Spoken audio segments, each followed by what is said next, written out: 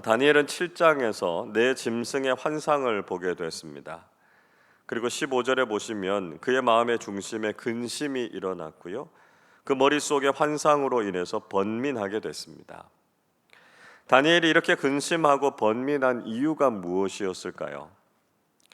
그 이유는 환상이 무엇인지를 몰랐다거나 그저 불안하고 두려운 마음이 생겼기 때문만은 아니었을 것입니다. 그가 단지 평범한 한 인간으로서 하나님께서 보여주시는 두렵고 놀라운 환상과 계시를 본 것에 대해서 완전히 압도되어 있는 상황을 보여주고 있는 것이죠. 다니엘은 이런 상황에서 그 환상의 의미가 무엇인지를 묻고 있습니다. 16절 보시죠. 내가 그 곁에 모셔 선 사들 중 하나에게 나아가서 이 모든 일의 진상을 물으매 그가 내게 말하여 그 일의 해석을 알려주며 이르되, 말씀하고 있습니다.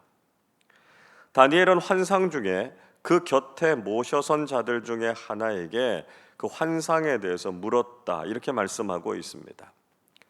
그 곁에 모셔 선 자들 중 하나라고 하는 말은 천상의 존재들인 천사들을 가리키는 것이지요. 아마도 그 중에 가브리엘 천사였을 것입니다. 왜냐하면 다니엘 8장 9장에서도 다니엘에게 환상을 해석해 주는 존재로 이 가브리엘 천사가 등장하고 있기 때문입니다. 진상이라고 하는 말은 확고한 것, 확실한 사실, 이런 뜻을 가지고 있습니다. 자, 이 말씀은 우리가 특별한 계시나 환상을 경험했을 때 어떻게 해야 될 것인가라고 하는 것을 가르쳐 주고 있습니다. 우리는 영적인 일들에 대해서 하나님께 물어야 하고요, 확실한 사실을 알아야 한다라고 하는 것이죠. 하나님께서는 신비하고 비밀한 것들을 우리에게 알려주시고 우리는 확실한 계시와 깨달음에 근거해서 신앙생활을 해야 한다는 것입니다. 가브리엘 천사는 다니엘이 본 환상에 대해서 해석해 주었습니다. 먼저 17절 보시면 네 큰 짐승은 세상에 일어날 네 왕들이었다, 이렇게 말씀하죠. 보다 정확하게 말하면 세상을 다스리는 제국들을 의미합니다. 세상의 제국과 권력자들은 강하고 무섭게 일어나서 사람들과 세상을 다스리고 군림하게 될 것이다, 이렇게 예언하셨습니다. 그러나 그들의 통치는 그렇게 길지 않을 것이라고 말씀하셨습니다. 18절 말씀을 우리 한 번 더 같이 읽겠습니다. 지극히 높으신 이의 성도들이 나라를 얻으리니 그 누림이 영원하고 영원하고 영원하리라. 세상에서 강하고 무서운 나라들과 왕들이 일어나게 되지만 결국은 지극히 높으신 이의 성도들이 나라를 얻을 것이라고 말씀하고 있습니다. 지극히 높으신 이의 성도들이라고 하는 말은 하나님을 믿는 신앙인들을 뜻하는 것이지요. 현재의 그리스도인들과 교회를 지칭하는 것입니다. 세상의 권세가 아무리 크고 강하다고 할지라도 결국 하나님 나라를 상속받고 누리게 될 사람들은 바로 믿음의 사람들이다라고 하는 것이죠. 세상의 권세가 일시적인 것에 비해서 하나님 나라는 영원하고 영원하고 영원할 것이다, 이렇게 말씀하고 있습니다. 이렇게 세 번이나 반복하고 있는 것은 영원성에 대한 최상급의 표현입니다. 그 나라가 영원 무궁토록 지속될 것이다 라고 하는 것을 강조하고 있는 것이죠. 여러분, 우리는 지금도 강력한 세상의 나라들과 통치자들을 보고 있습니다. 자신들이 가지고 있는 힘으로 세상에 군림해서 모든 것을 다 삼켜버릴 정도로 그 위세가 아주 대단합니다. 이런 강대국들이 영원할 것처럼 보이고 그들을 이기고 무너뜨릴 힘을 가진 존재는 전혀 없을 것처럼 보입니다. 그러나 이 모든 세상의 권력과 통치는 결국 하나님 앞에서 무너지게 될 것이고요, 오직 하나님 나라만 영원토록 지속된다는 것이죠. 우리는 세상의 권력 앞에서 주눅들지 말고 오직 영원하신 하나님 나라에 대한 소망과 확신 가운데 살아야 할 것입니다. 오늘도 인간적으로 크고 대단해 보이는 세상의 힘과 권력에 복종하는 것이 아니라 오직 영원한 통치자이신 하나님만 섬기면서 살아가시기를 주님의 이름으로 축원합니다. 다니엘은 특별히 넷째 짐승에 대해서 더욱 큰 두려움을 느꼈습니다. 그래서 19절 보시면 다니엘은 넷째 짐승에 대해서 확실하게 알고 싶었습니다. 넷째 짐승은 이가 쇠였고요, 발톱은 노시였고 모든 것을 먹고 부서뜨리고 발로 밟았다 말씀하지요. 20절에서 다니엘은 그 짐승의 뿔들에 대해서 묘사하고 있습니다. 머리에는 10뿔이 있었고 그 외에도 다른 뿔들이 나왔고요, 그로 인해서 3뿔이 빠져나갔다 이렇게 말씀하고 있습니다. 자, 그런데 그 뿔에는 눈도 있고 말을 하는 입도 있었고요, 그 모양은 다른 것들보다 커 보였다 이렇게 묘사하고 있습니다. 이 뿔이 성도들과 싸워서 그들에게 이겼다 이렇게 말씀하고 있죠. 그러나 이런 승리는 오래가지 않았다 이렇게 말씀하고 있습니다. 자, 22절 말씀도 같이 읽어보겠습니다. 옛적부터 항상 계신 이가 와서 지극히 높으신 이의 성도들을 위하여 원한을 풀어주셨고 때가 이름에 성도들이 나라를 얻었더라. 여기에서 옛적부터 항상 계시니, 또 지극히 높으신 이는 모두 영원하신 하나님을 가리키는 것입니다. 하나님께서는 세상의 왕들과 통치자들에 의해서 박해를 받는 성도들을 위해서 싸워주신다는 거죠. 그들의 원한을 풀어주시는 분이 되신다는 것입니다. 그리고 결국은 그 나라를 성도들에게 주신다는 것이죠. 하나님께서는 믿음의 사람들에게 최후의 승리를 주시고요, 영원한 하나님 나라를 소유하게 하실 것이다 말씀하셨습니다. 자, 다시 한번 천상의 존재는 이 넷째 짐승에 대해서 자세하게 해석해 주고 있습니다. 23절에 보시면 넷째 짐승이란 땅의 넷째 나라를 가리키는 것이다 말씀하죠. 다른 나라들과는 달리 아주 무자비하게 온 천하를 삼키고 밟아서 부서뜨린다는 것입니다. 그리고 24절 보시면 10뿔은 그 나라에서 일어날 10왕을 가리키고요, 그 후에 일어나는 한 왕이 다른 세 왕을 복종시킬 것이다 이렇게 말씀하셨습니다. 그렇다면 넷째 짐승과 뿔들이 구체적으로 상징하는 것은 무엇일까요?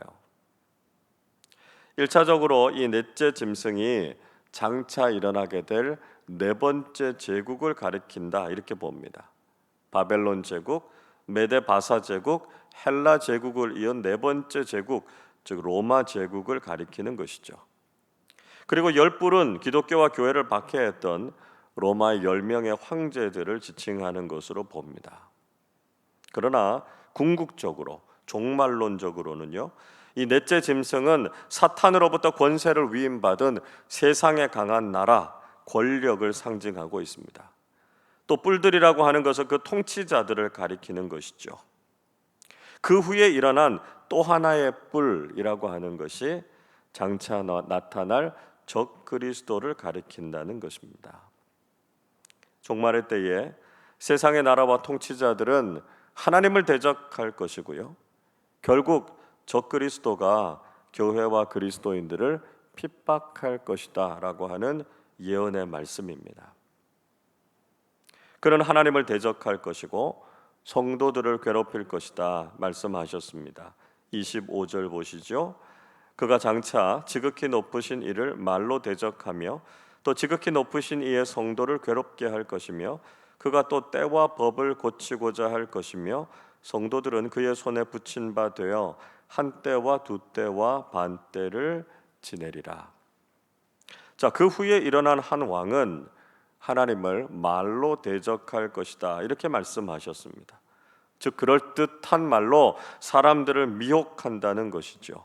하나님을 모독하면서 자신을 숭상하게 만든다는 것입니다. 우리는 이런 악하고 거짓된 말에 속아 넘어가서는 안 된다는 것이죠. 또 그 왕은 때와 법을 고치려고 할 것이다 이렇게 말씀하셨습니다. 이 때와 법이라고 하는 것 여러 가지 해석이 있지만 아마도 이 때라고 하는 것은 우리가 지키는 주일과 절기들을 이야기하는 것이고요, 법이라고 하는 것은 하나님의 말씀을 상징한다, 이렇게 볼 수 있습니다. 즉 마지막 때에 적그리스도는 우리가 주의를 성소하지 못하게 하고요, 하나님의 말씀을 교묘하게 바꾸어 버린다라고 하는 것입니다. 여러분, 우리가 정확하게 지금 이런 일들을 경험하고 있지 않습니까? 사탄은 지금도 교인들이 주일과 절기에 남아서 예배 드리는 것을 방해하고 있습니다. 비성경적인 교리로 우리의 신앙을 왜곡시키고 있죠. 우리는 이런 때에 예배하기 위해서 모이기를 힘써야 하고요, 성경 중심적인 신앙을 회복해야 됩니다. 또 성도들은 한 때와 두 때와 반 때를 그의 손에 붙인 바 되어서 지낼 것이다 말씀하셨습니다. 한 때와 두 때와 반 때, 3년 6개월을 가리키는 말입니다. 정확하게 무엇을 의미하는가라고 한 걸 알기가 참 어렵습니다. 근데 일반적으로 이것은 앞으로 나오는 이래라고 하는 말들이 나오는데요, 이 말이 바로 적그리스도가 다스리게 될 7년이라고 하는 시간을 이야기하는 것이고요, 그 시간의 절반을 가리키는 것이다, 이렇게 봅니다. 그래서 7년의 전반기에는 적그리스도가 평화롭게 세상을 통치한다는 것이죠. 그런데 그 후반기 3년 반은 본색을 드러내서 성도들을 핍박하게 될 것이다 라고 하는 말씀입니다. 중요한 것은 악한 세력들이 이렇게 교회를 핍박하겠지만 그 기간은 결코 영원하지 않다는 것이죠. 끝이 있다라고 하는 것을 보여주시고 있습니다. 결국 하나님께서는 그를 향한 심판을 선언하셨습니다. 26절 보시죠. 그러나 심판이 시작되면 그는 권세를 빼앗기고 완전히 멸망할 것이요, 말씀합니다. 그렇게 대단해 보이고 두려운 존재라고 하더라도 결국 하나님께서는 그를 심판하실 것이고 그는 권세를 빼앗기고 완전히 멸망하게 될 것이다 말씀하고 있습니다. 27절도 이렇게 말씀합니다. 나라와 권세와 온 천하 나라들의 위세가 지극히 높으신 이의 거룩한 백성에게 붙인 바 되리니 그의 나라는 영원한 나라이라 모든 권세 있는 자들이 다 그를 섬기며 복종하리라 말씀하고 있습니다. 결국 그 나라와 권세는 하나님의 백성들에게 주어질 것이고 성도들은 영원하신 하나님 나라의 통치를 누리게 될 것입니다. 그리고 세상의 모든 권세 있는 자들도 하나님을 섬기고 하나님께 복종하는 날이 반드시 오게 될 것이다 말씀하고 있습니다. 28절에서 다니엘은 이 모든 말을 듣고 여전히 번민하는 마음이 있었지만 그 일을 마음에 잘 간직했다 말씀하고 있습니다. 여러분, 우리도 앞으로 다니엘이 본 환상의 내용처럼 근심이 되고 번민이 될 만한 일들을 보게 될 것입니다. 적그리스도가 이 땅에 나타나서 하나님을 대적하고 하나님의 사람들을 박해하고 괴롭게 할 것입니다. 그러나 하나님의 심판은 반드시 있게 될 것이고요, 우리는 하나님의 나라에서 영원토록 평안과 승리를 누리게 될 것입니다. 비록 우리 마음에 두려움과 염려가 있을지라도 최후의 승리와 영원한 나라를 생각하면서 소망을 가지실 수 있기를 바랍니다. 오늘 우리의 삶에 고난과 시련이 있지만 영원한 하나님 나라를 바라보면서 믿음으로 인내하고 승리하는 사람들이 되시기를 주님의 이름으로 축원합니다. 기도하겠습니다. 세상과 역사의 주인이 되시는 하나님 아버지, 지금도 이 땅을 다스리시고 주관하고 계심에 감사와 찬양을 드립니다. 세상의 권력과 적그리스도가 분명히 우리를 괴롭히고 힘들게 하겠지만 하나님 나라의 소망을 가지고 믿음으로 인내하며 승리하는 삶을 살게 해 주시옵소서. 세상의 힘과 속임수에 무릎 꿇지 않게 하시고 진리 되신 하나님의 말씀과 성령의 인도하심을 따라서 거룩한 삶을 살게 하여 주옵소서. 우리가 늘 기도로 이 시대의 영적 흐름을 묻고 깨닫게 하시고 그리스도인답게 믿음으로 응답하면서 살아가게 해 주옵소서. 우리 교우들의 삶에 평안과 기쁨을 주시고 견고하고 흔들림 없는 믿음의 삶을 살게 하여 주옵소서. 감사드리며 우리 주님 예수 그리스도의 이름으로 기도하옵나이다. 아멘.